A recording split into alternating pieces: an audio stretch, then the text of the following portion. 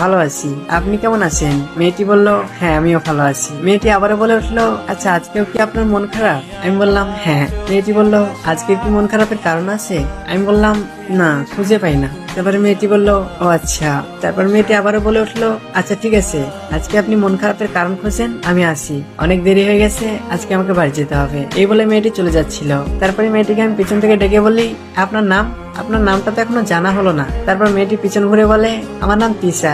মিষ্টি করে মুচকি হেসে তিশা চলে যায়। আজকের এই হাসিটা দেখে তার মায়াবী সুন্দর চেহারাটা অনুভব করতে পারলাম যে সে কতটা সুন্দর, কতটা মায়াবী। সত্যি কথা বলতে এইভাবে কখনোই কাউকে নিয়ে ভাবা হয়নি। এটাই আমার কোনো নারীর প্রতি প্রথম ভাবনা। 2 দিন পরে তিশা আবারও আসলো আর বলল, কেমন আছেন? আমি বললাম, ভালো ছিলাম না, তবে এখন ভালো আছি। তারপর তিশা একটু অবাক হয়ে বলল, কারণটা কি জানতে পারি?